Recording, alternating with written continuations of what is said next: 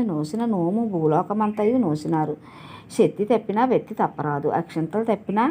చాలా బాగుంది. మా అమ్మ అంది మొన్న వెళ్ళాను, ఎంత బాగుందో నోము కథ, ఎంత బాగుందో అంటే నాకు కార్తీక మాసంలో వినిపించింది, చదివి విన్నానమ్మా అన్నాను. ఈ ఏడు మీకు కుదరదు పట్టుకోవడానికి. ఏ రోజు వచ్చింది కదా సప్తమి? మంగళవారం శుక్రవారం పట్టకూడదంట కదా. ఏ రోజు ఆ రోజే 13 పేటలు వద్దు పండుగ చేసుకోవాలి. ఇలాంటివి ఇది కొంచెం కష్టమైంది. నాకు ఓపిక సరిపోతలే. ఒక పువ్వు పూజ చేసి దేవా ఉత్తమమైన బ్రాహ్మణ కొడుకు నా పుట్ట నోసితిని దేవాలయం మిక్కిలి సంపద కలుగు నోసితిని దేవా. Hi friends, welcome to my channel DG's vlogs. అందరూ ఎలా ఉన్నారండి? నేనైతే చాలా బాగున్నాను, మీరు కూడా బాగుండాలి అని కోరుకుంటున్నాను. మరొక వీడియోతో మీ ముందుకైతే వచ్చేసాను. వీడియో ఎక్కడ స్కిప్ చేయకుండా చూడండి ఫ్రెండ్స్. మరి లేట్ ఎందుకు, వీడియోలోకి అయితే వెళ్ళిపోదాం. ఈ వీడియో వచ్చేసి మొన్న పెళ్ళికి అమ్మ వాళ్ళ ఇంటికి వెళ్ళాను కదండి, 2 days తర్వాత షూట్ చేసిన వీడియో. ఇప్పుడు టైం వచ్చేసి మార్నింగ్ 6 అయ్యిందండి.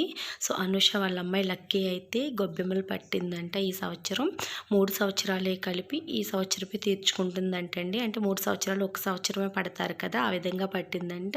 ప్రతిరోజు కూడా 15 మందో ఎంతమందో ముత్తైదువులకి తాంబూలాలు అయితే ఇవ్వాలంటండి. ఇలా అక్షంతలు వేయించుకుని వాళ్ళ కాళ్ళకి పసుపు రాసి పారాన్ని పెట్టి అంటండి. సో ప్రతిరోజు వస్తుందంటే ఈ పాప అమ్మకి తాంబూలం ఇవ్వడానికి. అమ్మ అయితే ఎంత సరదా పడుతుందో ఆ పాపను చూసి. ఎందుకంటే మార్నింగ్ 5 ఆ టైంకి లేచి చన్నీళ్ళు స్నానం చేసి ఇంట్లో తులసికోట దగ్గర పూజ చేసుకుని మళ్ళీ ఇలా వచ్చి అందరికీ తాంబూలాలు ఇచ్చి స్కూల్కి అయితే వెళ్తుందండి. 7:30కే బస్ అంట. ఇలా నిలబట్టిన రోజు నుండి భోగి రోజు గొబ్బెమ్మలు తీర్చేంత వరకు చెయ్యాలంట. అది కూడా తెల్లవారుజామున సన్నీళ్ళు స్నానం చేస్తుంది కదండి.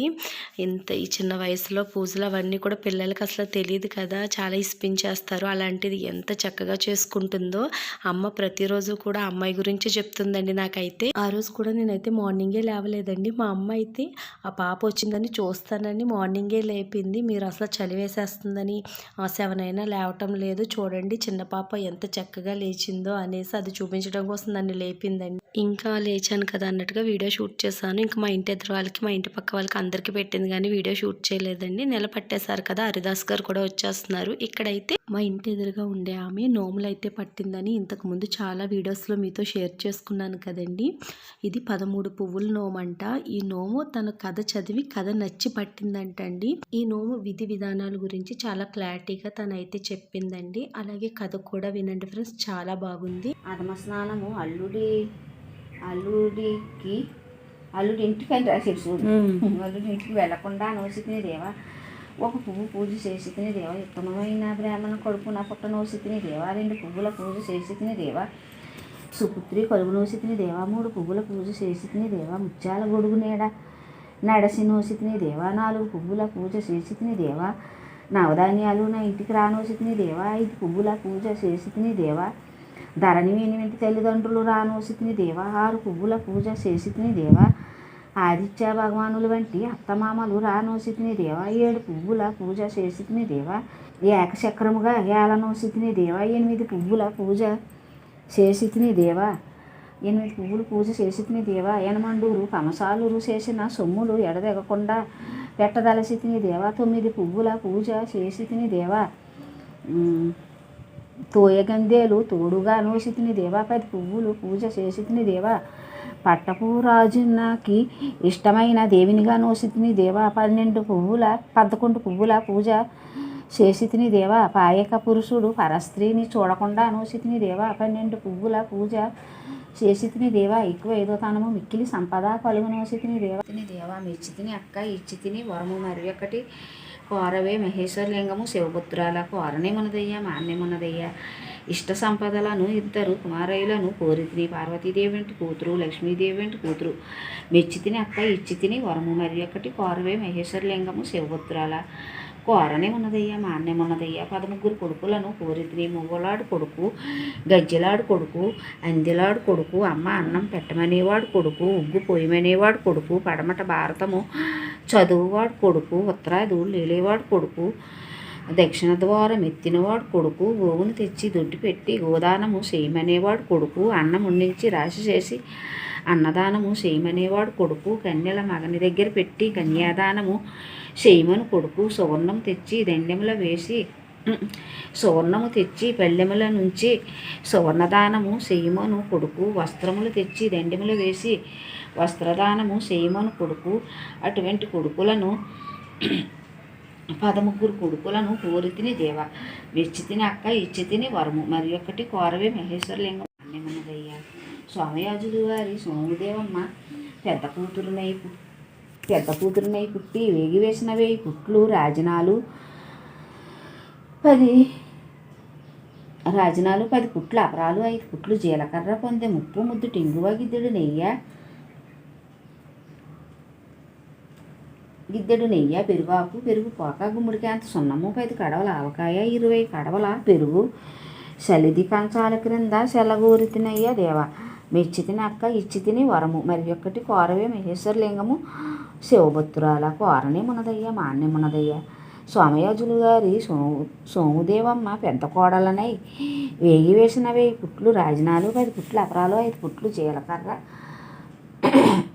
పొందే ముప్పు ముద్దు టింగువ గిద్దెడు నెయ్య పెరుగాకు పెరుగు పోక గుమ్మడికాంత సున్నము 10 కడవల ఆవకాయ 20 కడవల పెరుగు వేడి పెళ్ళారాల క్రింద సెల్లగోరితినయ్య దేవా, మెచ్చితినక్క ఇచ్చితిని వరము, మరి ఒక్కటి కోరవే మహేశ్వరలింగము శివపుత్రాల కోరనే మునదయ్య మాన్నే మునదయ్య. తల్లినిగా నేను తల్లి తన తల్లి తాను 3 తోటల పువ్వుల ముడుసుకొని 6 తోటల పసుపు రాసుకొని మునుమనమలను సంకబెట్టుకుని పెట్టె మంచము పరుపు మీద పరుండగోరితినయ్య దేవా, మెచ్చితిని అక్క ఇచ్చితిని వరము, మరి ఒక్కటి కోరవే మహేశ్వరలింగము శివపుత్రాల కోరనే మునదయ్య మాన్నే మునదయ్య.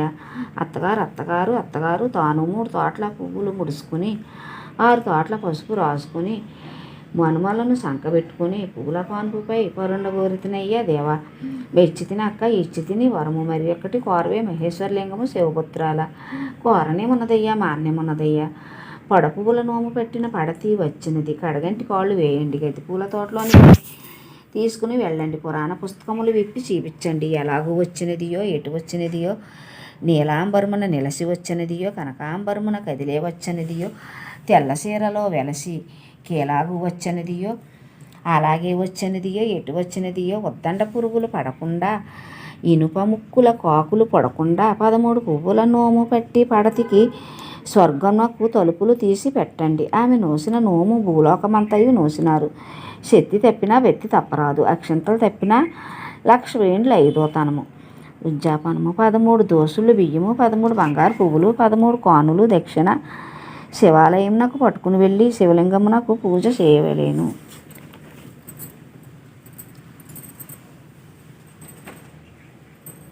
నువ్వు ఎన్ని రోజుల నుంచి మానేసావు? ఇన్ని పెట్టు. 2వ తారీఖు కాడి నుంచి ఇప్పుడు దాకా పెట్టాలి. ఇప్పుడు ఏంటి డిసెంబర్ 2 కాడి నుంచా? ఇవాళ 20 రోజులు పెట్టాలా? ఇంకా రేపు ఒక 8 పెట్టేస్తాను.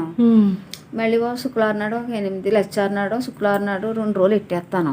ఇంకా దగ్గరికి వచ్చేస్తాను. మళ్ళీ మన ఫిబ్రవరి నెల సప్తమి నెల దాకా పెట్టాలి. ఆ నెల దాకా. కానీ ఈ పువ్వులు చాలా అందంగా ఉన్నాయి. ఇప్పుడు ఏంటి ఇవి వినాయకుళ్ళు కాదు కదా? వినాయకుడేనా? వినాయకుడికి నువ్వు ప్రదక్షిణాలు చేసి 13 ప్రదక్షిణాలకి ఒక్కో ప్రదక్షిణానికి ఒక్కొక్క పువ్వు, 13 ప్రదక్షిణాలకి 13 పువ్వులు, ఒక్కొక్క విఘ్నేశుడికి ఒక్కో రోజు ఒక్కొక్క కథ, ఒక్కొక్క విఘ్నేశుడికి 13 పేటలు ఒక్కొక్క ఒత్తు, ఒక అగరొత్తు. నువ్వు 13 ప్రదక్షిణాలు పూర్తయ్యాక పూజ చేసి అగరొత్తి వెలిగించి నైవేద్యం పెట్టి అలా చెయ్యాలా? ఈ ముగ్గులు కూడా 13 వెయ్యాలా? 13 పద్దాలు కొట్టుకోవాలి. ఏ రోజు 13 ఆ రోజే. ఇంకో ఇలా అంతగా లైన్ గా 1, 2, 3 మానేసి 2 రోజులు కొట్టావు. ఇంక ఇలా పెట్టేస్తాను. అది ఇంకో ఏ రోజు ఆ రోజే, ఏ రోజు అగరొత్తి ఆ రోజే, ఇక ఏ రోజు పలారం ఆ రోజే. ఏ వినాయకుడికి అగరొత్తి వెలిగించేసి కర్పూరం వెలిగించాలి. ఒక్కొక్క ప్రదక్షిణ ఒక్కొక్క పువ్వు. ప్రదక్షిణం కూడా రౌండ్ గా తిరుగుతుందిలే. ఇలాగా అక్కడికి వెళ్ళి మళ్ళీ వెనక్కి వస్తున్నావా? రౌండేనా? ఇలాగే ఇలా తిరిగేస్తామే. తులసం చుట్టూను ఇలా తిరిగేసి పువ్వు వేసేసుకోవడమే. ఇలా ఇలా ఇంకా గాలి చేస్తుంది కదా, ఇంకొక విఘ్నేశుడికి ఒక్కోసారి ఇంకో బిళ్ళలు 8 లెక్కెట్టుకుని ఇక్కడ పెట్టేసి ఇచ్చేస్తున్నావు ఆర్తి. ఎప్పుడు తప్పుడు ఇచ్చేసి దాన్ని ఇప్పుడు గాలి చుట్టేసేస్తుంది నాకు. అన్ని ఒకసారి అన్ని ఒకసారి అంటే ఒక్కొక్క విఘ్నేశుడికి ఒక్కోసారి వేసేసి ఇచ్చేస్తాము అనేసి. 13 విఘ్నేశుడికి 13 పువ్వులు 13 కానులు 13 దక్షిణ శివాలయమునకు పట్టుకుని వెళ్ళి శివలింగమునకు పూజ చేయవలెను. మరి ఒక్కటి కోరవే మహేశ్వరలింగము శివపుత్రాల కోరనే మునదయ్య మాన్నే మునదయ్య. 13 దోసులు బియ్యము 13 బంగారు పువ్వులు 13 కానులు దక్షిణ శివాలయమునకు పట్టుకుని వెళ్ళి శివలింగమునకు పూజ చేయవలెను. కానీ ఈ పువ్వులు చాలా మంచిదే, నిత్యమల్లి పూలతో నిత్యమల్లి పూజ. పువ్వులతో మామూలుగా ఏ చేస్తాం. పూజలైనా పెట్టుకోవచ్చా? ఏ పువ్వు అయినా చేయొచ్చట. దొరికినంతలో ఈ పుష్పాలను పెట్ట. యా. ముందు నోటిదప్పుడు సెట్ వేసేసుకు పెట్టుకోండి ఇంట్లోనే అంటున్నాడు. మీరు బాగానే వేసావు, మీ ఒకట్లో 3 చెట్లు ఉన్నాయి కదా, బాగానే కాస్తున్నాయి. ఇంకా ఉంటుంది.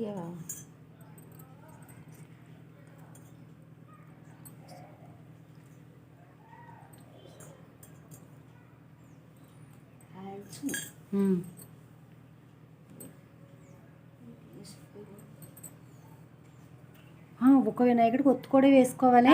ఏ రోజు వస్తే ఆ రోజే 13 పేటలు ఒత్తు. అర్థమైందా? ఏ రోజు వస్తే ఆ రోజే, ఏ రోజు విఘ్నేశ్వరుడు ఆ రోజే. ఇవన్నీ కొంచెం ఓపిక ఉండగా చేసుకోవాలి ఇలాంటివి. ఇది కొంచెం కష్టమైంది. నాకు ఓపిక సరిపోతలే. కానీ నోము చాలా బాగుంది. మా అమ్మ అంది మొన్న వెళ్ళాను, ఎంత బాగుందో నోము, కథ ఎంత బాగుందో అంటే నాకు కార్తీక మాసంలో వినిపించింది, చదివి విన్నానమ్మా అన్నాను. ఈ ఏడు మీకు కుదరదు పట్టుకోవడానికి. ఏ రోజు వచ్చింది? రథసప్తమి. మంగళవారం శుక్రవారం పట్టకూడదంట కదా. లేకపోతే మా కోడల చేతాను నీరు గట్ట పట్టుకుంటే పున్నలా గుళ్ళోను అన్ని ఇచ్చుకోవడానికి బాగుంటుంది. పనిసారి గ్యాన్ కుంకోలో పునః అందరూ ఒకసారి పట్టితే సరదాగా ఉంటుంది కదా. అవి అలాగే చూసాను, కావలేదు. పోయిన సంవత్సరం అవి పెట్టించేస్తే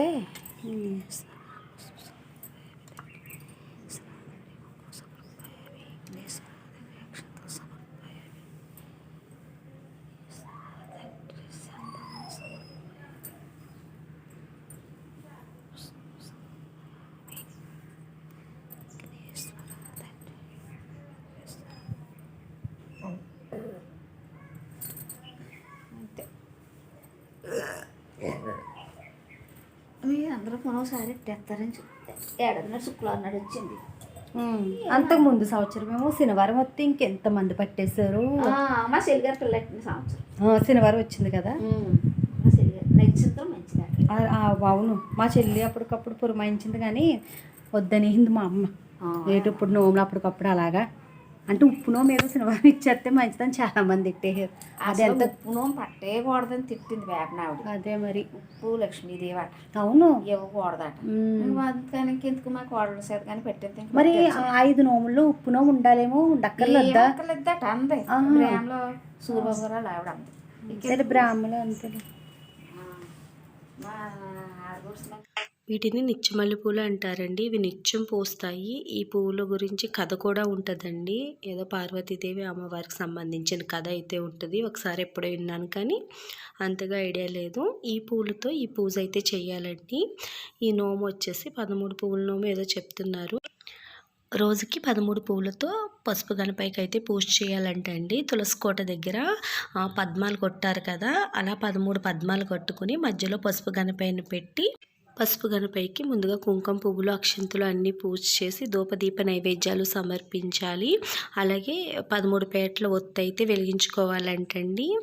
వెలిగించుకున్న తర్వాత చూసారు కదా, ఒక్కొక్క ప్రదక్షిణానికి ఒక్కొక్క పువ్వు అయితే ఆ గణపైకి సమర్పించి ధూపదీప నైవేద్యాలు సమర్పించాలంట. ఇలా రోజు చేసుకోవచ్చు అంటండి. కానీ ప్రతిరోజు తలస్నానం చేసి చెయ్యాలంటే కుదరదు కాబట్టి వారంలో 1-2 రోజులు వారం పొడిక్కి చేయవలసినవి తీర్చుకోవచ్చంట. ఈ విధంగా అంటే వారంలో 3 రోజులకి ఒక రోజు చేసుకున్నాం అనుకోండి, ఒక్కొక్క రోజుకి 13 చొప్పున ఇలా మొత్తం 39 ముగ్గులు అయితే పెట్టాలండి. ఇలా పద్మాలు అయితే కొట్టుకుని అలా 13 పువ్వుల చొప్పున మొత్తం 39 పువ్వులు అయితే మనం 3 గణపతులను పెట్టుకుని పూజ అయితే చేసుకోవచ్చు. ఇలా 10 రోజులకి 15 రోజులకి మనం ఓపిక కొలిది చేసుకోవచ్చు అంటండి. సో మన రథసప్తమికి నోములు అయితే పడతాం కదా, మళ్ళీ రథసప్తమి వచ్చే టైంకి మనం పట్టిన నోము అన్నది తీర్చుకునేలా చేయాలంటండి. సో ఆ విధంగా చూసుకుని మనం ఏ విధంగా అయినా మన వీలుని బట్టి తీర్చుకోవచ్చు అంట. ఇది డైలీ చేసే పూజ అండి. డైలీ తలస్నానాలు చేసి ఉపవాసాలు ఉండి చేయలేం కాబట్టి ఇలా వారానికి ఒకసారి 10 రోజులకు ఒకసారి మనం ఓపిక కొలిది ఈ పూజ అన్నది అదే నోము అన్నది తీర్చుకోవచ్చు అంటండి. సో ఏ పూజకి అంటే ఒక వినాయకుడికి ఒక్కరోజు పూజ అయితే చేసుకుంటాం కదా, అలా మనం వారం రోజుల్లో ఒకసారి తీర్చుకున్నప్పటికీ కూడా ఆ 7 రోజులకి సంబంధించిన కథ ఆ రోజు 7 సార్లు చదువుకోవాలి. ఇక్కడ మీరు చూస్తున్నారు కదా 13 పువ్వుల నోము కథ అనేసి. అలాగే 10 రోజులకి మనం తీర్చుకోలేదనుకోండి, 10 రోజులకి ఒకేసారి తీర్చుకున్నప్పుడు ఇలాగే 10 వినాయకులు చేసి పెట్టి 13 13 చొప్పున ప్రదక్షిణాలు ఈ పువ్వులు వేసుకుంటూ 13 సార్లు కథ అయితే చదువుకోవాలండి. ఇక్కడ చూసారు కదా, ఇప్పుడు ఇక్కడున్న వినాయకుడికి పూజ చేసుకుని 13 ప్రదక్షిణాలు పూర్తి చేసుకుని కథ అయితే చదువుకుంటున్నారు కదా, అదేవిధంగా. సో చూసారు కదా, ఈరోజు వీడియో అయితే ఇంతే. ఈ వీడియో నచ్చినట్టయితే లైక్ చేయండి, షేర్ చేయండి. Bye friends.